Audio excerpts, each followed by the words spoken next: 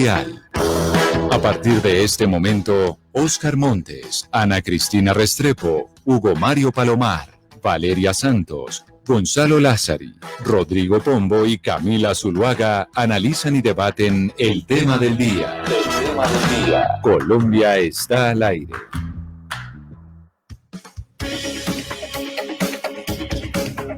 Son las 12 del día, 15 minutos. Nos conectamos a esta hora con todo el país. Hoy viernes, después de una semana compleja, después de un estallido social importante, después de manifestaciones, hubo vandalismo. ¿Cuáles son las causas? ¿Qué podemos hacer? Esa es la gran pregunta que le tenemos a los oyentes, a los académicos, y queremos empezar precisamente por ustedes. Queremos saber qué tienen para decirnos en el 301-76-44108, porque sin duda alguna de esta tenemos que salir todos juntos y cómo se puede solventar la crisis. Y aquí queremos escuchar sus mensajes. En Mañanas Blue los escuchamos. Y sobre nuestro tema del día, Gonzalo, ¿qué nos han dicho los oyentes que se han conectado con nosotros desde las 10:30 de la mañana sobre cómo salimos de este lío en el que estamos metidos?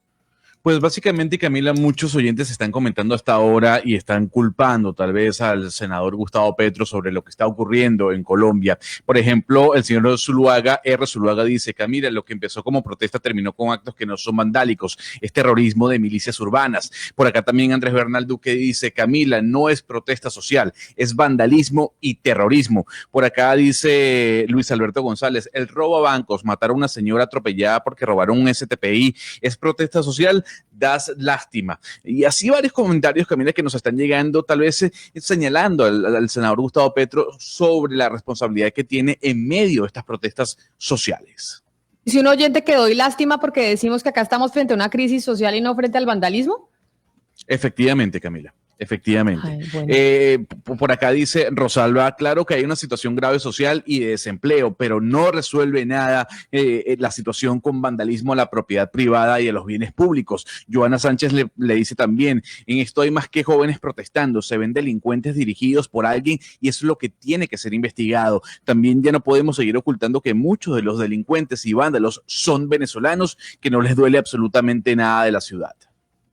Es lo que dicen los oyentes. Ya saben ustedes que se pueden comunicar con nosotros a través de las diferentes plataformas, pero vamos a hablar, Ana Cristina, y yo quiero que usted nos cuente de una experiencia que tuvieron ustedes en Medellín, de cómo reconstruir el país, de qué podemos hacer, cuál es ese trabajo a fondo que tenemos que realizar entre todos y las instituciones para imaginarnos cómo Colombia puede salir adelante, porque no podemos enfocarnos únicamente en que estos son un grupo de vándalos y ya, porque así no solucionamos absolutamente nada.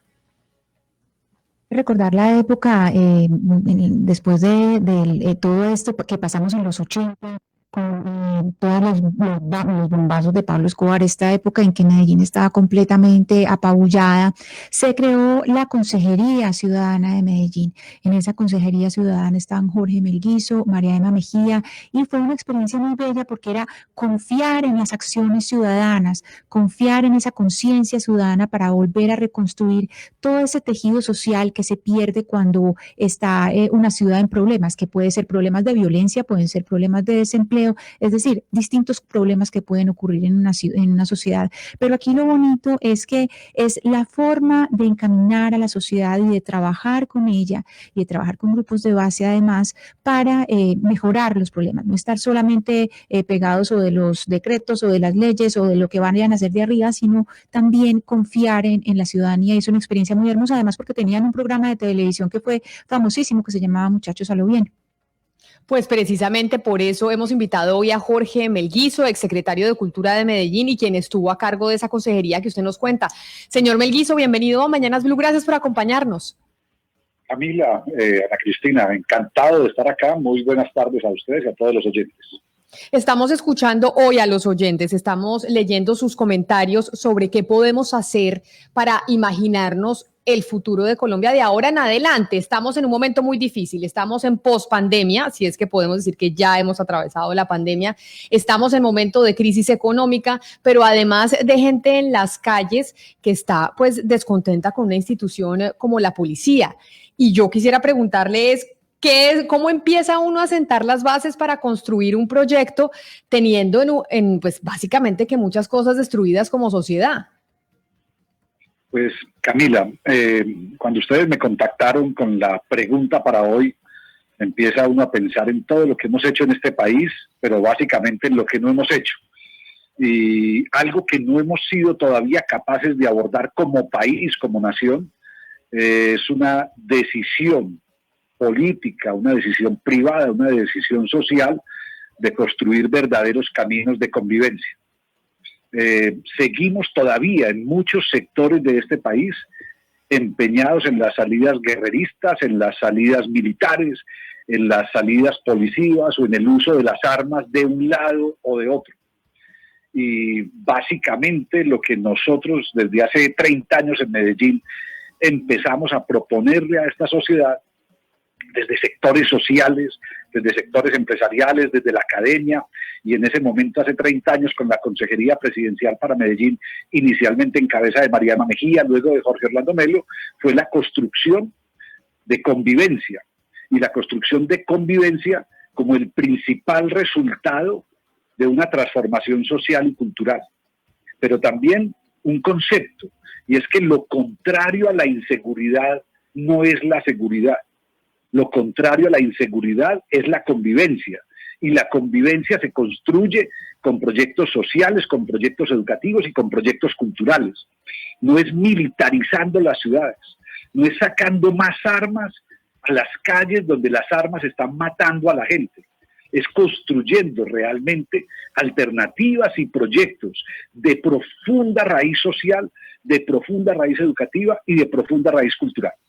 Jorge, nosotros teníamos, empezando el programa, el debate incluso con el ministro del Trabajo, el doctor Cabrera, y es si esto que estamos viendo en las calles obedece exclusivamente a vandalismo puro y duro, que es lo que dicen muchos oyentes, dice esto que vemos en las calles es puro vandalismo, y yo creo, y de eso sí es una opinión personal, que esto obedece a una sumatoria de cosas que estamos viviendo en el país desde hace mucho tiempo. Entonces, ahí cómo se empieza a construir lo que usted dice. Si básicamente pensamos que uno es solo vandalismo, que lo que estamos viendo es vandalismo puro y duro.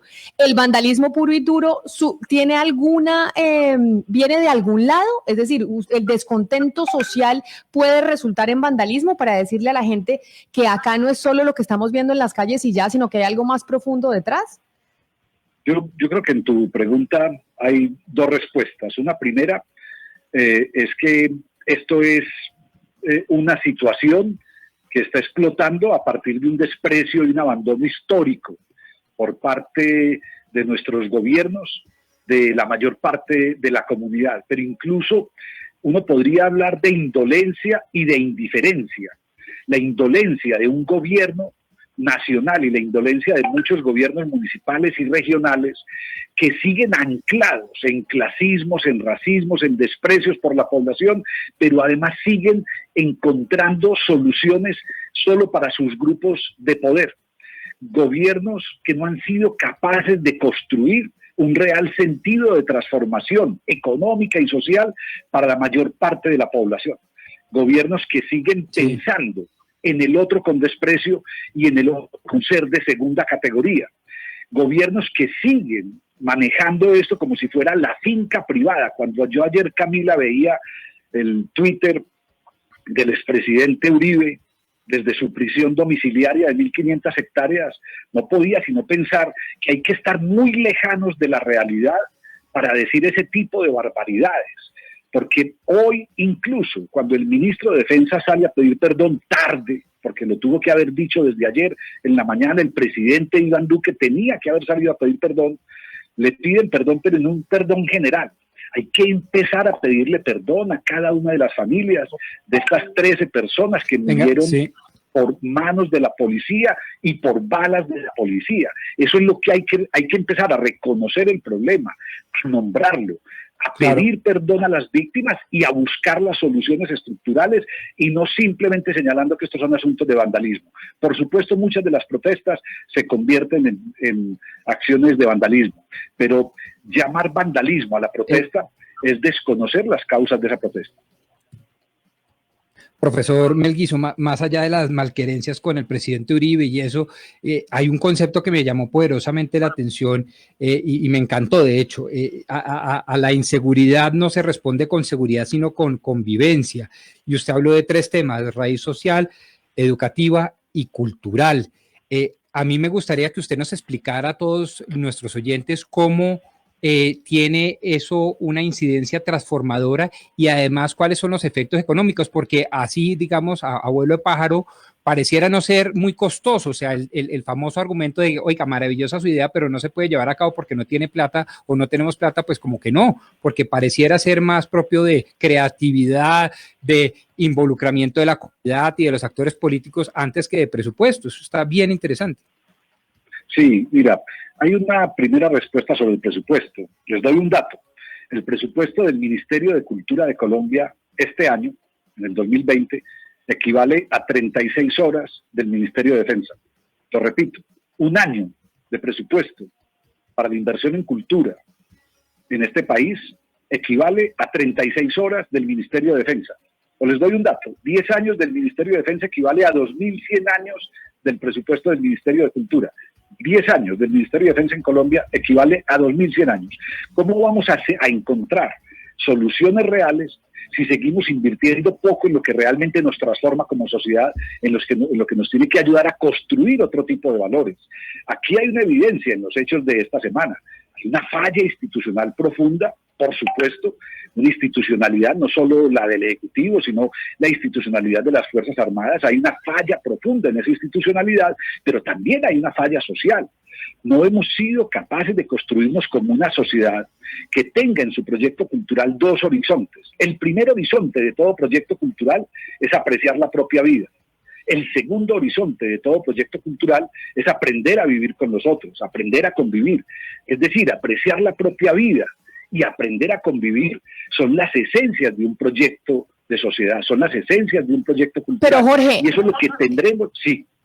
pero si estamos fallando, porque ahí me parece importante, usted dice, no solo ha fallado la institucionalidad, no solo ha fallado la fuerza pública, sino también hemos fallado nosotros como sociedad en donde no estamos valorando la vida. Y ahí ese punto me parece clave, porque hoy estamos hablando también de qué podemos hacer nosotros como sociedad, cómo logramos un consenso entre todos para sacar adelante el país y para sacarnos adelante a nosotros mismos. ¿Qué podemos hacer en ese fallo como sociedad que estamos teniendo? ¿O tenemos que esperar una articulación estatal? Yo lo que pasa es que creo que como sociedad hoy hay una presión tan profunda por parte de algunos sectores que gobiernan este país, en ese desprecio a la sociedad que mencionaba hace un rato, que es muy difícil pedirle a la sociedad que responda con deberes cuando no tiene acceso a los derechos. Es decir, se dice, la sociedad tiene que tener muy presentes sus deberes, pero si no hay acceso a los derechos fundamentales, es muy difícil exigir los derechos. Estanislao Zuleta Camila, filósofo de acá de Medellín, decía que los derechos sin oportunidades no son derechos. Por lo tanto, una sociedad que se construya sobre la base de los derechos, el derecho a la vida, el derecho a la dignidad, el derecho a una vivienda, el derecho a un trabajo digno, pero cada día se mandan mensajes institucionales que golpean mucho esa confianza y esa credibilidad de la comunidad en sus instituciones. Recuerden, Jorge, si en este momento... Sí, Ana Cristina, dale. Sí, no, adelante, termina. No, que recuerden cuando Antanas Mockus empezó a promover la cultura ciudadana, fueron los primeros mensajes que tuvimos por allá por el año 94, cuando él fue alcalde de Bogotá, y él decía, cultura ciudadana es el cumplimiento voluntario de las normas, es el respeto por las instituciones, es la construcción de confianza. Yo hoy creo que faltó una parte en ese postulado fundamental de cultura ciudadana, porque la cultura ciudadana no es solo la cultura de la ciudadanía, hay que construir una cultura ciudadana de respeto por las normas, de cumplimiento voluntario de las normas, de respeto por las instituciones en nuestros gobernantes. En un país con la altísima corrupción que hay, cuando en el Senado de la República eligen como presidente del Senado a un señor que se ausentó 150 veces en el periodo pasado, con incluso denuncias por corrupción electoral, pues eso es como una bofetada a la comunidad y es más o menos mandar desde las instituciones, desde los partidos políticos tradicionales, le mandan decir a la comunidad, lo que ustedes hagan no nos importa, Nosotros tenemos el poder y sabemos para qué es el poder. Cuando ayer el ministro de Defensa, ayer leí un Twitter que decía: en un país decente el ministro de Defensa ya hubiera renunciado. Yo creo que ese Twitter está mal redactado. Este país es un país decente. Lo que no tenemos es un ministro de Defensa decente, porque un ministro de Defensa con 52 masacres al hombro en estos últimos meses y con 13 muertos por acción de las fuerzas de la policía tendría que haber renunciado. Jorge, con base en esta experiencia que se hizo en Medellín y toda esa, digamos, esa confluencia de distintas fuerzas, no solo de los ciudadanos y de esta acción necesaria de los entes del gobierno, pues también hay otra serie de fuerzas vivas de la ciudad, como la academia, como las distintas empresas, como la cultura. ¿Cómo hacen o cómo hicieron ustedes en la Consejería Presidencial para poder juntar esas fuerzas y, digamos, estar dentro de un mismo discurso o hablar un mismo idioma? Y yo, Ana Cristina, lo que hicimos incluso hace 30 años en Medellín creo que es una buena parte de lo que explica los procesos recientes de transformación de la ciudad. No son los últimos 15 años, sino los últimos 30 años lo que ha pasado en esta ciudad. Una primera cosa que además fue fundamental en el trabajo de una mujer como María Emma Mejía como consejera presidencial para Medellín, que fue la primera consejera desde finales del año 90, octubre de 1990, cuando fue nombrada consejera presidencial, fue escuchar en los barrios de Medellín y escuchar fundamentalmente a la gente joven, en un momento en el que la ciudad tenía su más alta tasa de muerte violenta por homicidio. Recordemos que en 1991 morían 382 personas por cada 100.000 habitantes, 6.700 muertes violentas en un año en Medellín. Y María Emma, en vez de llegar con un programa construido en un escritorio, se dedicó a recorrer los territorios. ¿Con quién?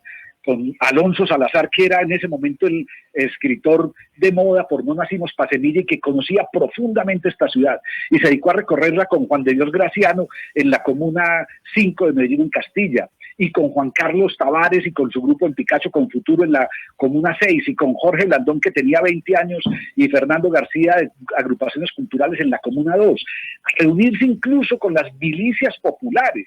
Yo la acompañé, yo tenía 28, 29 años en ese momento, y acompañaba a María Emma a recorrer, a reunirse con las milicias populares en los barrios de Medellín, en un diálogo de entendimiento, de escucharnos, de tratar de entendernos. Creo que además, en la pregunta que ahora hacía Camila, me faltó algo, y es que yo creo que en este momento necesitamos todos serenarnos un poco, bajar un poco los decibeles. Yo mismo me he propuesto eso en estos días y a veces no lo logro. Bajar los decibeles e intentar entender más. Necesitamos, como decía Eduardo Galeano, comprender y comprendernos, entender y entendernos. Entonces, primera cosa que hizo Ana Cristina, la consejería, fue escuchar muchísimo, escuchar lo que pasaba en los territorios. Yo creo que aquí hay un gobierno nacional que ha dejado de escuchar.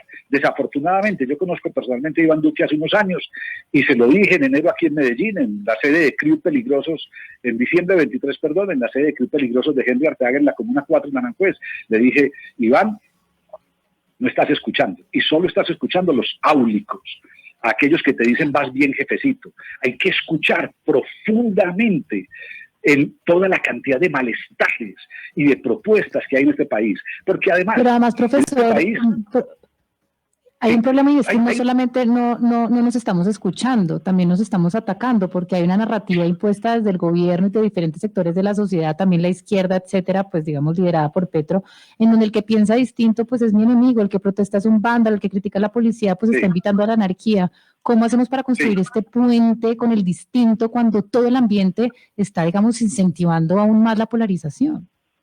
Claro, ahí das una clave que fue otra de las cosas que hicimos en la Consejería Presidencial, y nombrabas el programa Muchachos a lo Bien. Muchachos a lo Bien fue un resultado del primer programa que iniciamos, que fue Arriba Mi Barrio.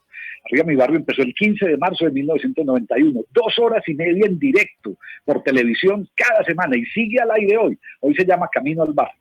En ese programa nos propusimos una cosa que es fundamental y que sería fundamental hoy: conocer qué somos y qué tenemos como sociedad. En el momento en que nos matábamos en Medellín, 6.700 personas en un año, 18 personas diarias, dijimos qué somos y qué tenemos en juventud en Medellín. O sea, la conciencia de nosotros mismos, pero no una conciencia para lo individual.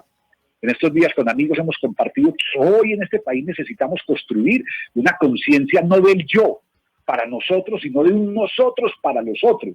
Eso es un proceso de transformación de lo individual a lo colectivo. ¿Cómo pasamos de una sociedad que piensa en mí a una sociedad que piensa en nosotros y que piensa en los otros.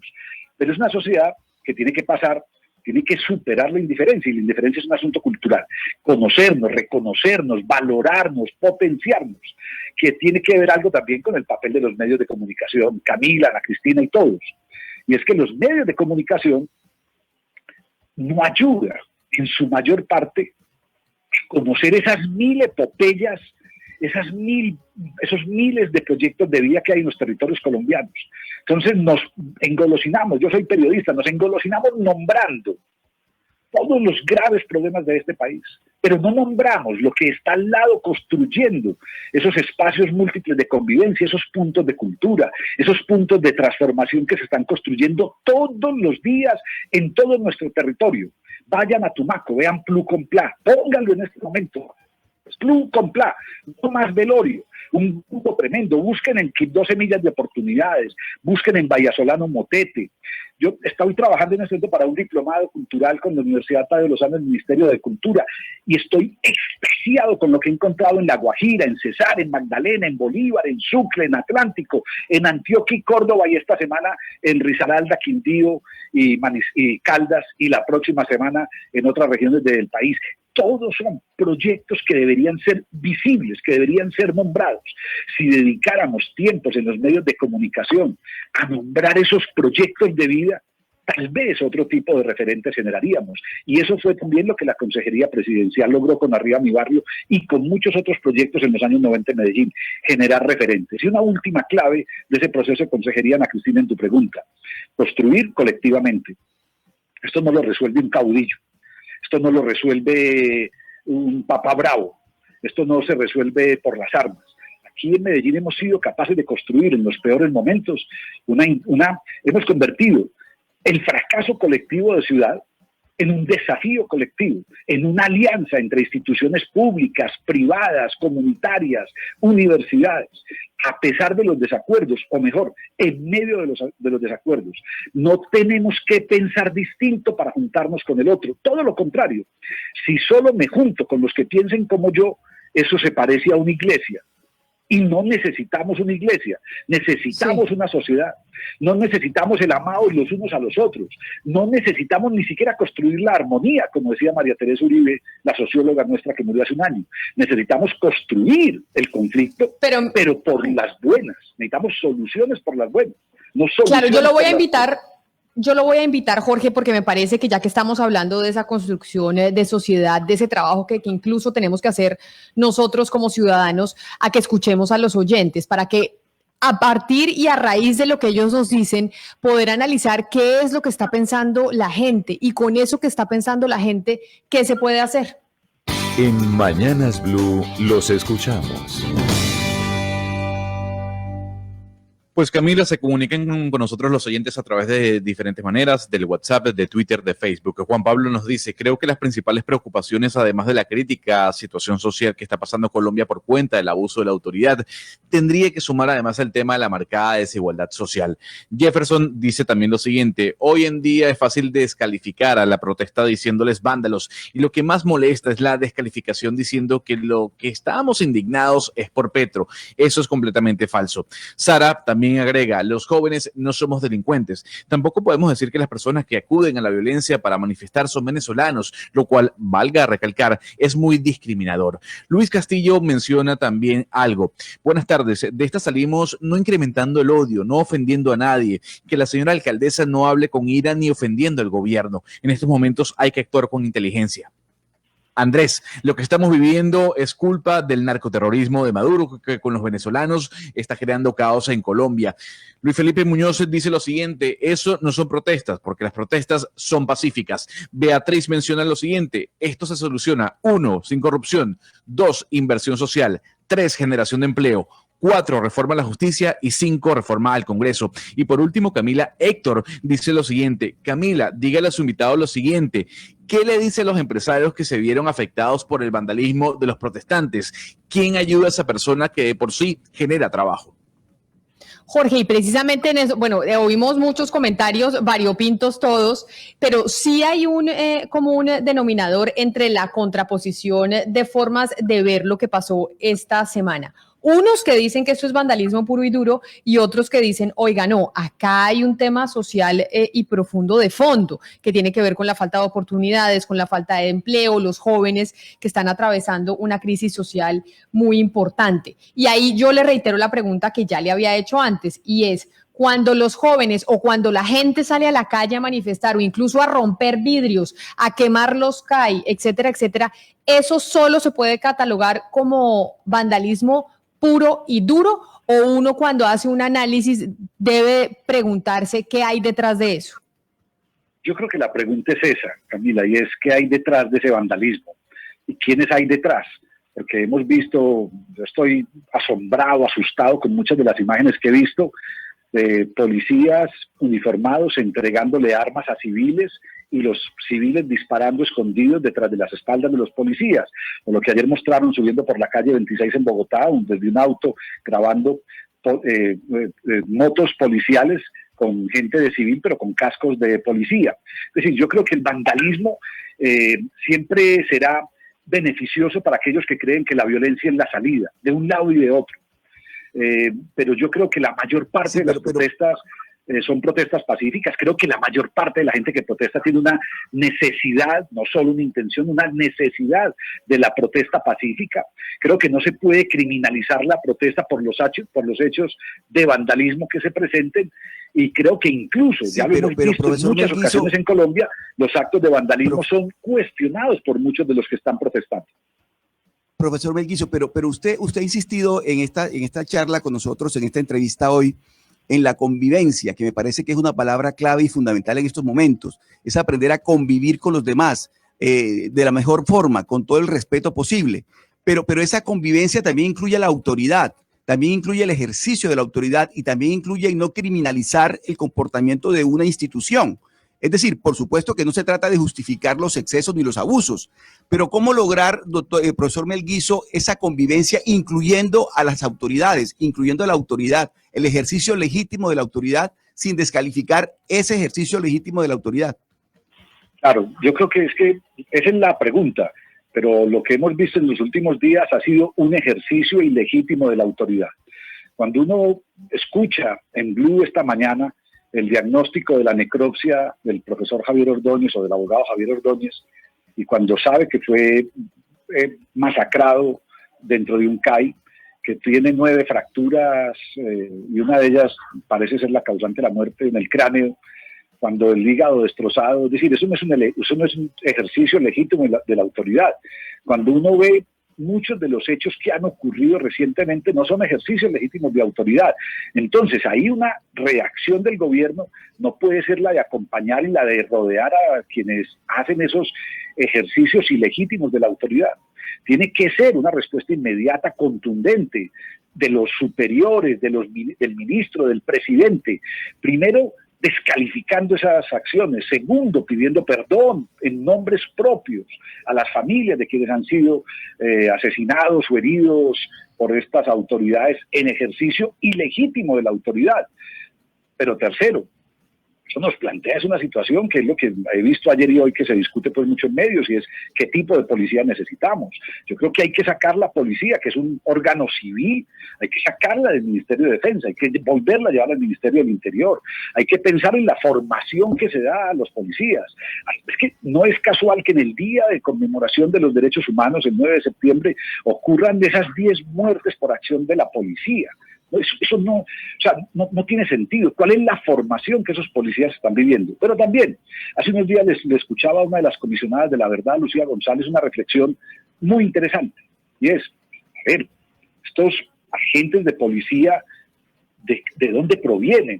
¿Cuál es su realidad social?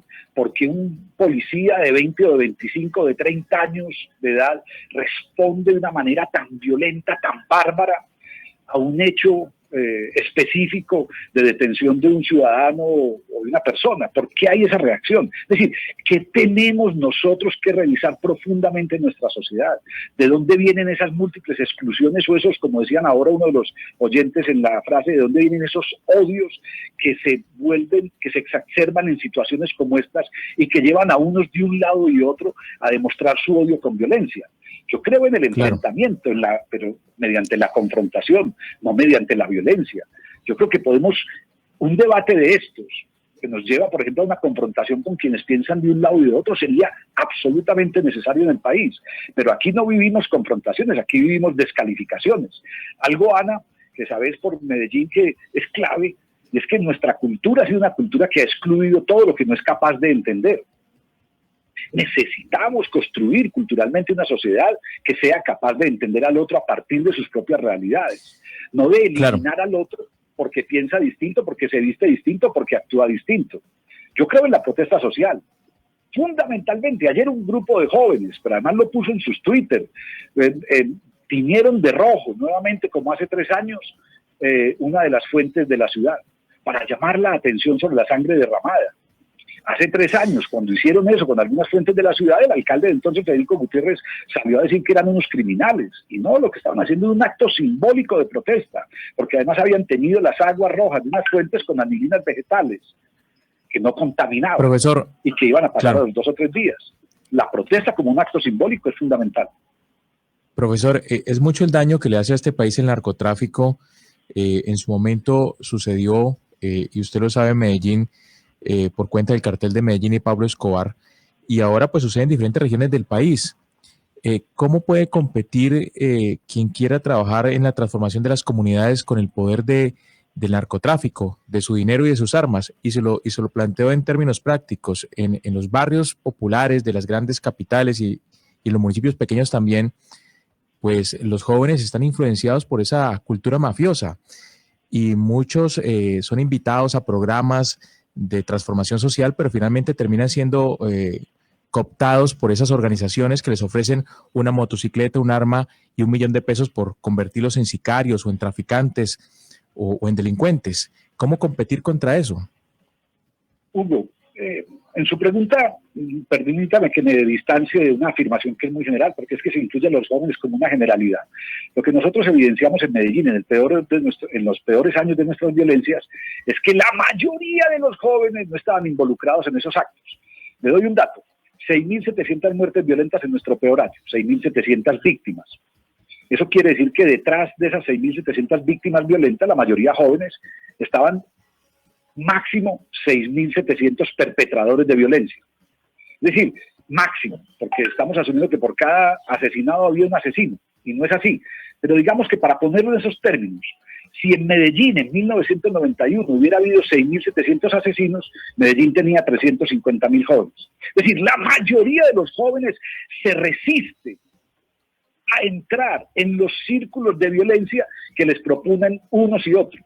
Así como algunos políticos se resisten a caer en las trampas de la tentación de la corrupción que nos tiene jodidos en este país hace años, o en el robo del erario público o en el aprovechamiento del erario público para su beneficio privado. Ese tipo de cosas, es decir, pero eso no hace que yo entonces diga todos los políticos son, o los jóvenes caen, no, la mayoría de los jóvenes se resisten a pesar de las circunstancias. Cuando uno ve en Tumaco, yo estoy muy cercano por el proyecto de la Corporación Manos Visibles, de la exministra de Cultura Paula Moreno, con quienes trabajo mucho con organizaciones y con jóvenes en el Pacífico colombiano hoy. Cuando uno ve una ciudad como Tumaco, donde no hay empleo de ningún tipo, donde el único empleo lo ofrece, el único ingreso lo ofrece el narcotráfico, la mayoría de los jóvenes, Hugo, se resisten a entrar a esos círculos de narcotráfico y siguen haciendo sus proyectos comunitarios, sus proyectos sociales, sus proyectos educativos. ¿Qué pasaría en este país si en vez de esa oportunidad que les ofrece en una esquina el mafioso de turno o el narcotraficante de turno o el político corrupto de turno, que ofrece esas mismas oportunidades en esa trilogía de mafia, criminalidad y política que hay en este país? ¿Qué pasaría si ofreciéramos una oportunidad tremenda de transformación educativa, de transformación laboral, de oportunidades reales?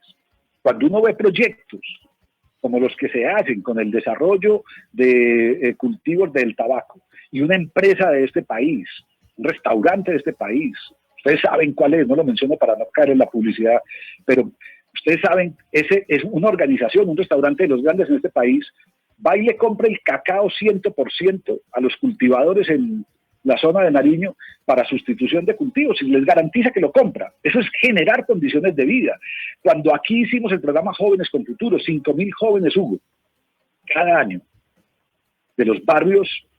Aquí se dice siempre en los medios de comunicación, y hay que empezar a cambiar el lenguaje de los medios de comunicación también. Insisto, yo soy periodista y digo, tenemos que cambiar nuestro lenguaje. Decimos los barrios violentos, o Medellín, la ciudad más violenta del mundo. No, no hay barrios violentos, no hay ciudades violentas, no hay países violentos. Hay países, ciudades y barrios violentados, porque son víctimas de esas violencias. Y cuando un barrio es víctima, yo nací en la Comuna 13, vos lo sabes, Ana Cristina Restrepo, yo nací en la Comuna 13 de Medellín, en la carrera 99A número 4830, en plena Comuna 13 de Medellín, viví ahí hasta los 24 años, mi hijo vivió allá 4 años hasta hace 2 o 3, mi madre vivió ahí hasta hace 12 años, en el peor de los momentos, durante las operaciones Mariscal, Orión y todas, mi familia vivía ahí. Y decíamos, eso no es un barrio violento, es un barrio violentado. ¿Qué necesita una persona o un barrio que ha sido violentado? El abrazo. A las víctimas hay que abrazarlas, no hay que condenarlas, porque entonces también salen muchas veces a victimizar otra vez a las víctimas. Entonces un barrio que ha sido violentado necesita el abrazo de la sociedad, y el abrazo de la sociedad es con proyectos sociales, con proyectos generadores de oportunidades, con proyectos educativos, con proyectos culturales, con proyectos de transformación real de sus realidades. Pero cuando mandamos los militares a la calle, le estamos victimizando a esa población que ya es víctima. Pero, Jorge, ahora yo le pregunto por un tema de anarquía y de la globalización. ¿Y por qué le abro el hombro estas dos palabras? Porque estaba viendo aquí los comentarios de nuestros oyentes y algunos a través de Facebook empiezan a mencionar Antifa Colombia. La protesta social la estamos viendo desde hace rato en el mundo. Y lo más reciente fue lo de George Floyd en Estados Unidos y Black Lives Matter, en donde también hubo protestas y también hubo desmanes y hubo vandalismo. Y se habló de Antifa, se habló de una organización que se denomina como antifascista, que utiliza métodos violentos y no violentos para protestar. En México llegaron incluso también anuncios de Antifa, graffiti en diferentes partes de Ciudad de México mencionando eso. Y ahora aquí en Colombia, ¿qué pasa si nos ponemos a analizar que tal vez esto pueda ser un movimiento global y no solo un tema local? Bueno, podría ser. Yo no tengo ningún elemento para decir si lo es o no lo es. Yo lo que creo que es global, o por lo menos particular a Latinoamérica, es que somos el continente con mayor inequidad y somos el continente con mayor violencia desde hace muchísimos años. Yo he tenido la fortuna en los últimos 10 años de trabajar en 18 países de Latinoamérica. Acompañé al gobierno de Uruguay, que es una isla en todo este conjunto de Latinoamérica, acompañar a Pepe Mujica en el diseño de la Estrategia Nacional de Seguridad y Convivencia, e incluso compartido espacios en Brasil, recientemente con Hugo Acero, el secretario de Seguridad de Bogotá, con quien tengo una excelente relación, y les digo, las protestas, o sea, este país no ha protestado, Colombia no ha protestado. Es decir, si conociéramos lo que se está haciendo de protestas sociales en Chile por parte de la juventud, o lo que se ha hecho con lo que son las protestas en Argentina, o incluso las protestas que vuelven a reactivarse contra Bolsonaro en Brasil por la criminalidad de su gobierno, o las protestas que se levantan en México, todo lo que se vive en Latinoamérica eso sí es global. Las inequidades, las desigualdades, la falta de oportunidades y la violencia urbana, el narcotráfico, la corrupción. Es que detrás de todo esto, miren, cuando un gobernante, cuando un gobierno se roba lo que se roban en estos gobiernos nuestros, en los locales, en los departamentales, en los nacionales, miren, Antioquia tiene, esto va a sonar durísimo y aquí me van a caer muchos paisas, un exgobernador nuestro, Álvaro Uribe, está en prisión domiciliaria. Otro exgobernador nuestro, Luis Alfredo Ramos, está en procesos judiciales, estuvo preso y algún día dictarán condena o lo librarán. Y otro gobernador nuestro, el gobernador actual Aníbal Gaviria, está en prisión domiciliaria por casos de corrupción, en juicios. O sea, 3 gobernadores de los últimos 30 años.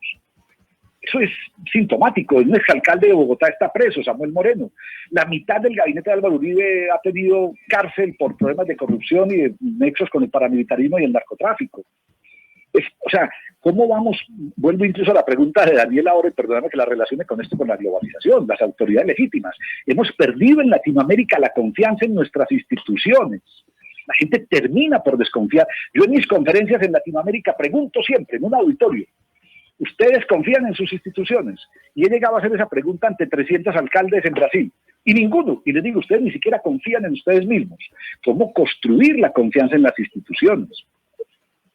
¿Cómo construir la confianza por ejemplo, en las Fuerzas Armadas, en un país donde hay documentados oficialmente más de 3.000 asesinatos de jóvenes vulnerables de barrios pobres y con discapacidades físicas y mentales que fueron asesinados por el ejército colombiano y los llaman eufemísticamente falsos positivos. Eso no es un falso positivo, es un asesinato a manos de las Fuerzas Armadas del Estado. ¿Cómo confiar en eso? Ha salido el gobierno nacional. Pero profesor, es que también lo que estamos viendo es que evidentemente hay una cantidad de malestar en la sociedad por todo lo que hemos expuesto en este programa, pero también hay una cantidad de la población que no quiere este anarquismo, que no quiere estas protestas, que busca ese discurso de la ley y el orden, que cree en las instituciones, que cree sobre todo en la policía y en los militares, y eso lo estamos viendo en Estados Unidos, también hay un discurso muy fuerte y por eso gana una persona como Trump, por eso ganó Nixon. Todavía hay personas que creen, y creo que es una mayoría, que dicen, no, a mí no me gustan estas protestas, yo quiero ir a trabajar, llegar a mi casa y que todo esté en orden y yo valoro a mi policía y no quiero saber que hay anarquismo. Entonces, ¿cómo también hablarle a esas personas? Porque es que parece que esas personas sí tienen al gobierno que les habla, pero también hay un puente roto entre las personas que dicen hay que mirar las complejidades del conflicto, hay que entender que esto no es blanco-negro, y ellos dicen, no, acá es puro narcotráfico, puro glifosato, no quiero entender las complejidades de esto. ¿Cómo hacer para hablarnos entre nosotros? Claro.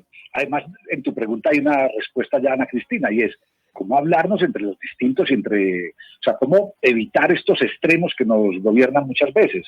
Porque es que el extremo le conviene siempre al de los extremos. Siempre, siempre.